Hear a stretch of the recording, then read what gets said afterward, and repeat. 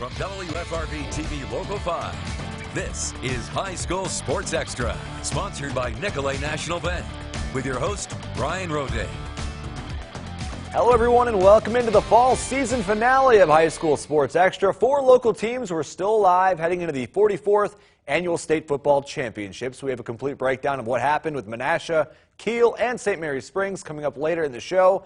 But we begin in Division I, where Bayport made it to Madison for the first time in program history.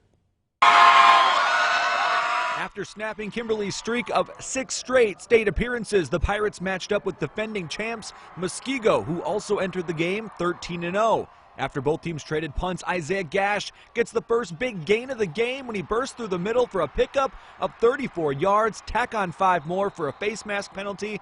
But later on 4th and 4, Ben Storby is stonewalled at the line of scrimmage, and the Warriors take over on downs. On the next play, Muskego's Connor Groman is stripped, and the fumble is recovered by Culver Lonick, and the Pirates get another opportunity. Bayport had 8 plays starting at the 32, but couldn't punch it in for 6. On 3rd down, Andrew Thomas's pass to Gash in the end zone falls incomplete.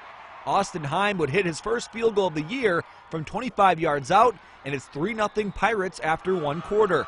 Muskego rarely throws the ball, but in the second, Groman goes deep to Ryan Harrison, who hauled in a 41-yard reception. Next play, Alex Current carries it in from 5 yards out, and Bayport has only their second deficit of the season, trailing 7-3. Muskego would add to that lead later in the second when Groman crosses the goal line from 1 yard out, and the Warriors win up 14-3. The Pirates again move the ball into Muskego territory before the half, but on 4th and 2 from the 31, Gash is stopped short of the first down marker, and Bayport trailed by 11 at the break.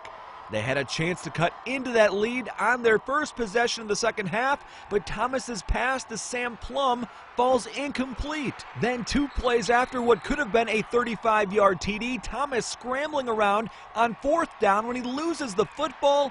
Brian Green Jr. picks it up and returns it 60 yards to the house.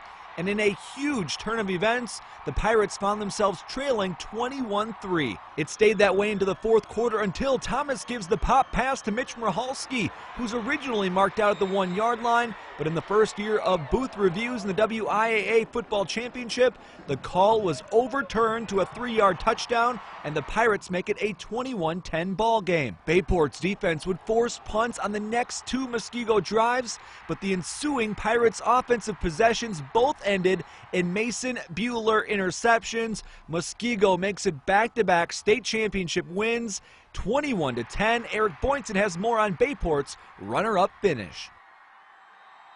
The theme of the night had to be missed opportunities for Bayport, having to settle for a field goal after an early turnover and a dropped touchdown pass in the second half that could have made it a 1-score game. Ultimately, Bayport racked up over 300 yards of offense and held the ball for over 30 minutes.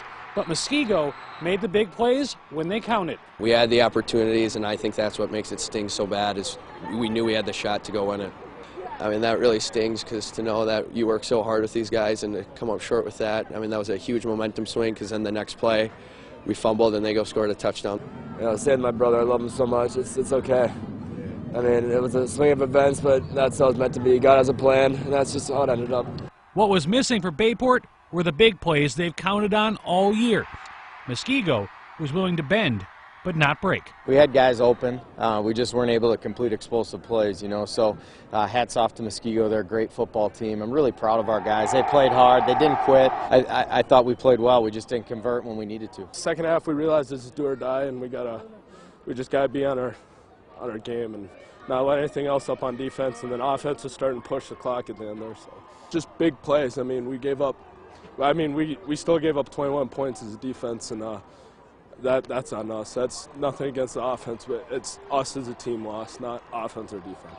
The support the team had at Camp Randall was a sight to see, as Bayport fans packed 22 buses that made the maiden voyage down to Madison. It's awesome. I mean, I just looked up at the stands at one point and thought, like, the whole town of Swamico is up, just right up there, and but it's an awesome experience. The 22 fan buses on Monday, I think we had 10.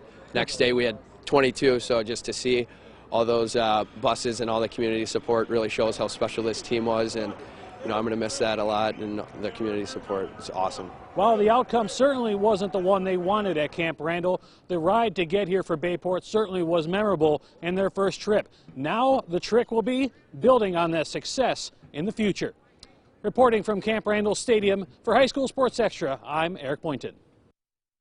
All right, thank you, Eric. When we come back on High School Sports Extra, we'll crown one last team of the week and count down the Local 5 top 5 plays from the fall high school sports season. But first, we go back to Camp Randall to recap the Division III and IV title games featuring Menasha and Kiel. So keep it here.